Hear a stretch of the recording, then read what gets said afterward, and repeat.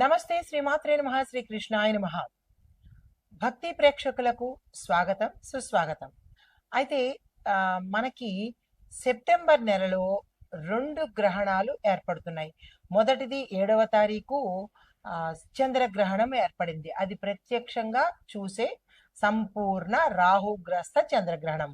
అయితే ఇప్పుడు సెప్టెంబర్ 21న పితృపక్షాల సమయంలో సూర్యగ్రహణం ఏర్పడుతోంది. అయితే చాలా మందికి ఇది అనుమానం రావచ్చు. ఇది ప్రత్యక్షంగా కనబడేదా, పాక్షిక సూర్యగ్రహణమా అనేది మనకి ఒక డైలమా పరిస్థితి ఏర్పడింది. అయితే దీనివల్ల మనకి ఏ సమయంలో పడుతోంది, ఎలాగ జాగ్రత్తలు తీసుకోవాలి, ఇది దేశకాలమాన పరిస్థితులను బట్టి ఎట్లా ఉండబోతోంది అనే వివరాలన్నీ ఇప్పుడు మనం తెలుసుకుందాము. ఇది చాలా చాలా తీవ్రమైన సూర్యగ్రహణము. అంటే ఈ మాసంలో పట్టిన 2 గ్రహణాలు కూడా చాలా తీవ్రమైనవే. అయితే ఇది రేఖాత్మక విశ్లేషణ ప్రకారం మనం చూసినట్టయితే కనుక తక్కువ భాగంలోనే మనకి తక్కువ శాతం మాత్రమే కనబడుతోంది. అంటే పాక్షికము అని చెప్పుకోవచ్చు. అయితే ఈ గ్రహణము ప్రధానంగా దక్షిణ గోళంలోనే ఏర్పడుతోంది. అక్కడ మాత్రమే స్పష్టంగా కనబడుతోంది. అంటే దక్షిణ గోళం అనగానే ఏ దేశాలు వస్తాయంటే కనుక న్యూజిలాండ్, ఆస్ట్రేలియాలోని తూర్పు ప్రాంతము అంటే ఈస్ట్ సైడు, అంటార్కిటికా, దక్షిణ పసిఫిక్ ప్రాంతాలలోనూ కనబడుతోంది. అంటే ఎక్కువ భాగం అక్కడ కనబడుతోంది. భారతదేశంలో మాత్రం మనకి ఇది కనపడే అవకాశం లేదన్నమాట. అయితే అక్కడ పరంగా అంటే అక్కడ వాళ్ళకి కూడా తెలియాలి కదా ఈ అంశాలు. ఇది మొదటి స్పర్శ అంటే ఫస్ట్ టైము మనకి యూటీసీ స్టాండర్డ్ ప్రకారము 17.30 ఈ సమయంలోను అంటే వాళ్ళ టైం ప్రకారము. అయితే కనిష్ట గ్రహణము 19:43 యూటీసీ ప్రకారము. చివరి స్పర్శ ఆ సమయము 21:54 యూటీసీ ప్రకారంగా. అంటే ఈ సమయాలు మనకి ఐఎస్టి అంటే ఇండియన్ స్టాండర్డ్ టైమింగ్స్, ఇది వాళ్ళ టైమింగ్స్ కాబట్టి అక్కడ చూసే ప్రేక్షకులకు ఈ సమయాలను అందుబాటులోకి ఇచ్చానన్నమాట. అయితే మరి ఇది ఎలాంటి ఫలితాలు ఇస్తుంది, అక్కడ వాళ్ళకైనా ఇక్కడ వాళ్ళకైనా మొత్తం అందరూ మనుషులే కదా, అందరికీ రాసులు ఉంటాయి కదా, అందరికీ నక్షత్రాలు ఉంటాయి కదా, కొంతమందికి తెలియచ్చు, కొంతమందికి తెలియకపోవచ్చు. అయినప్పటికీ ఈ గ్రహాలకి మనుషులు ఒక్కటే కాదు, నేచర్ కూడా ఇందులో అనుభవిస్తోంది. అంటే మనుషులే పాటి కనుక, కాబట్టి ఇది ప్రతి ఒక్కళ్ళకి, ఏ కులమైనా, ఏ మతమైనా, ఏ దేశమైనా, ఏ ప్రాంతమైనా సరే ఇవి అనేవి జరుగు తీరుతాయి. కాబట్టి ఇది నాకు వర్తించదు, మా దేశానికి వర్తించదు, మా వాళ్ళకి వర్తించదు అనేది లేదు. మనిషి అనే ప్రతి ప్రాణికి వర్తించేదే. అయితే మరి జాగ్రత్తలు తీసుకోవాలి. ఈ పాక్షిక గ్రహణము కన్యా రాశిలో సూర్యుడికి సంబంధించి ఏర్పడుతోంది కాబట్టి మరి శాస్త్ర సంబంధిత ఆస్ట్రాలజీ ప్రకారము కొన్ని మార్పులకు దారితీస్తుంది. అది ఏ ప్రాంతమైనప్పటికీ చాలా చేంజెస్ వస్తాయి. గ్రహణాలు అంటేనే చేంజెస్ వస్తుంది, ప్రకృతిలోనూ మనిషిలోనూ కూడా. అయితే మరి ఎలా ఉండబోతోంది, ఏం పరిహారాలు చేసుకోవాలి అంటే కనుక ఈ గ్రహణ సమయంలో ఆహారం తీసుకోవడం అనేది నిషిద్ధము. అది రూల్డ్ అవుట్, అది దాన్ని కాదనలేని సత్యము. అయితే వ్యాయామాలు చేయడము, వర్కౌట్స్ చేయడము, నాకేంటి పర్వాలేదు అని అనుకుని వర్కౌట్స్ చేయడము, ఇలాంటివి ప్రకృతికి కానీ ధర్మానికి కానీ లేదా గ్రహాలకి కానీ ఎదురు పెడితే పరిణామాలు మనకి తెలుసు ఎలా ఉంటాయో. అయితే ప్రముఖమైన నిర్ణయాలు తీసుకోవడం కూడా మనం ఈ సమయంలో చెయ్యరాదు. అంటే ఆ నిర్ణయాలు వికటిస్తాయన్నమాట. గ్రహణం అంటేనే చెడు కదా, కాబట్టి ఆ చెడు సమయంలో, టాక్సిక్ సమయంలో ఎటువంటి పనులు చెయ్యకూడదు. ఏ పనులు చెయ్యాలి అంటే కనుక మంచి పనులు చెయ్యండి. అంటే దైవధ్యానము, మంత్రధ్యానము, లేదా అంటే మంచి మంచి దానాలు ఇలాంటివి చేసుకోవాలి. అయితే మరీ ముఖ్యంగా ఈ మిథున, కుంభ, ధనస్సు, కన్య, మీనము ఈ రాశులలో ఉండే వాళ్ళకి ఎక్కువగా ప్రభావం చూపిస్తుంది. అది ఏ దేశంలో ఉన్న వాళ్ళైనా సరే, అమెరికాలో ఉండనండి, న్యూజిలాండ్లో ఉండనండి, పసిఫిక్లో ఉండనండి, భారతదేశంలో ఉండనండి, ఎవరికైనా ఈ గ్రహాలు, రాశులు, నక్షత్రాలు కామను. అది కాదు అనడానికి దాన్ని పరిమితికి మించి ఎవరు లేరు కదా, పుడుతున్నారు కదా. ఆ పుట్టినప్పుడు సమయం ఉంటుంది, నక్షత్రం ఉంటుంది, గ్రహం ఉంటుంది, ఇవన్నీ ఉన్నప్పుడు ఫలితాలు కూడా ఉంటాయి కదా. కాబట్టి నాన్సెన్స్ అనడానికి ఇక్కడ అవకాశం లేదు. అనుకుంటే అది అప్ టు యూ. అయితే ఏ రాశుల వాళ్ళకి ఎక్కువగా చూపిస్తుందంటే, మళ్ళా చెప్తున్నాను, మిథునము, కుంభము, ధనస్సు, కన్య, మీనము. ఈ గ్రహణ సమయంలో ఏ దేశంలో ఉన్న వాళ్ళైనా జాగ్రత్తలు పాటించుకోండి. అయితే ఎవరెవరికి ఎలాంటి ఫలితాలు ఇస్తోంది, దేశకాలమాన పరిస్థితులను బట్టి ఎలా ఉండబోతోంది అనేది మీకు సవివరంగా తెలియచేస్తాను.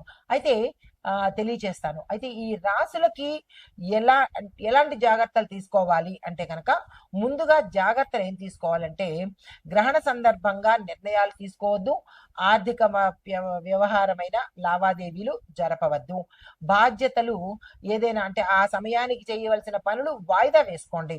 తర్వాత పరిహారంగా ఏం చేయాలంటే, సూర్యోదయం అయిన తర్వాత సూర్యుడి జపము, సూర్యుడి ఆరాధన, సూర్యుడి మంత్రము చేసుకోవడము, అనుష్ఠానం చేసుకోవడము, దాన ధర్మాలు చేసుకోవడము, ఇలాంటివి చేసుకోవాలి. అయితే ఈ సమయంలో మీరు నిష్టగా నియమంగా ఉండాలి. ఏది పడితే తినేయడము, మాంసము, మద్యము, ఇంకా ఇతరత్ర చెత్త చెదారాలు ఇలాంటివేవి పాటించకండి. దాని ఇంపాక్ట్ కూడా మీరే అనుభవించవలసి వస్తుంది. అయితే ఈ వీటి పరంగా మరి ఇవన్నీ ఎలా ఉన్నాయి, మనుషులకి ఎట్లా వర్తిస్తాయి అంటే, మేషాది ద్వాదశ రాశుల వారికి ఎలాంటి ఫలితాలు ఇస్తోంది అనే అంశాన్ని ఇప్పుడు కూలంకషంగా తెలుసుకుందాము.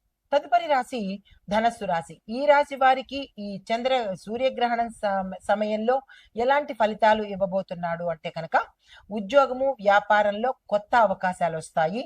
ధనపరంగా చాలా చక్కగా ఉండబోతోంది. ఆర్థిక నష్టాలు ఏమీ లేవు, అన్ని ఆర్థికంగా లాభాలే కనబడుతున్నాయి, విజయాలే కనబడుతున్నాయి. అంటే ఈ రాశిలో ఉన్న వాళ్ళకి చాలా చక్కని మంచి ఫలితాలు ఈ గ్రహణ సమయంలో కలగబోతుంది అనమాట. అయితే ఆరోగ్యపరంగా చాలా చక్కగా ఉండబోతోంది, కుటుంబ పరంగా చక్కగా ఉండబోతోంది, స్థిర చరాస్తులు కూడా కలిసి వచ్చే అవకాశం కనబడుతోంది. కాకపోతే అన్ని మంచిగానే ఉన్నాయి, కానీ కొంత అధికార వర్గంతో, అది రాజకీయ రంగంలో కావచ్చు, మీ ఉద్యోగ రంగంలో కావచ్చు, వ్యాపార రంగంలో కావచ్చు, ఎదుటి వాళ్లతోనూ, పై స్థాయి వారితోనూ కొంత భేదాభిప్రాయాలు రావడము, తగాదాలు రావడము, ఉన్నది పోగొట్టుకోవడం జరగచ్చు. లేదు అంటే కనుక కొంత ఇబ్బందికరమైన వాతావరణము మీ యొక్క మాటల తీరు వల్ల కావచ్చు, మీ ప్రవర్తన వల్ల కావచ్చు, వారి ద్వారా ఫలితాన్ని పొందే అవకాశం కనబడుతోంది. ఈ విషయంలో జాగ్రత్తలు తీసుకోండి. తర్వాత కొంతమందికి ప్రతిష్ట భంగం కలిగే అవకాశము, గౌరవ ప్రతిష్ట కావచ్చు, పరువు కావచ్చు, అది నష్టపోయే అవకాశం కనబడుతోంది. ఈ విషయంలో జాగ్రత్తగా మెసులుకుంటూ అంటే పరువుని కానీ, ప్రతిష్టని కానీ, గౌరవాన్ని కానీ కాపాడుకునే ప్రయత్నం చేసుకోండి. అయితే ఆరోగ్య రీత్యా చూసినట్టయితే ఇందాక చెప్పుకున్నట్టు ఎటువంటి అనారోగ్య సూచన లేదు. వ్యాపారస్తులకు లాభాలున్నాయి, ఉద్యోగస్తులకు లాభాలున్నాయి, విజయాలున్నాయి, విద్యార్థులకు సక్సెస్లు ఉన్నాయి. మిగతా అన్ని రకాలుగా చాలా చక్కగా ఉండబోతోంది. ఈ 2 విషయాల్లోనూ చాలా జాగ్రత్తలు తీసుకుని సంయమనం పాటించే ప్రయత్నం చేసుకోండి. ధనుస్సు రాశి వారికి చాలా చక్కగా ఉండబోతోంది. ఈ 2 అంశాలు తప్ప మిగతా అన్ని రకాలుగా కూడా చాలా చాలా చక్కగా ఉండబోతోంది. అయితే మీరు కూడా దానం ఇవ్వాలి. చక్కగా ఉంది కదా అని కాలర్ ఎగరేసుకోవడం కాకుండా, ఏం దానం ఇవ్వాలి అంటే కనుక, తాంబూలము, ఎర్రని పువ్వులు, పెద్ద ఖర్చేమీ కాదు కదా. ఈ 2 దానాలు ఏదైనా దేవాలయంలో ఇచ్చుకున్నట్టయితే కనుక మరింత మంచి ఫలితాలు వచ్చే అవకాశం కనబడుతోంది. అయితే మీరు చేయవలసిన పరిహారము, ఆదివారం రోజు స్తోమత ఉన్న వాళ్ళు సూర్యుడికి హోమం చేయించుకోండి. తెల్లవారుజామున వచ్చే అరుణవర్ణంలో ఉండే సూర్యుడికి సూర్య నమస్కారాలు చేసుకోవడంతో పాటు, రాగి పాత్రలో పసుపు కుంకుమ వేసి అర్ఘ్యం ఇస్తూ ఎర్రని పువ్వులను స్వామివారికి పూజ చేసినట్టయితే కనుక మంచి ఫలితాలు పొందడంతో పాటు, మీరు ఆ రోజు ఏ పని మీద బయటికి వెళ్ళినా ఎర్రని వస్త్రాలు ధరించే ప్రయత్నం చేసుకున్నట్టయితే సానుకూలమైన ఫలితాలతో పాటు విశేషమైన ఫలితాలు పొందుతారు. అయితే ఇది కంక్లూజన్ అనమాట. ఇది రాసుల తర్వాత వేసుకోండి.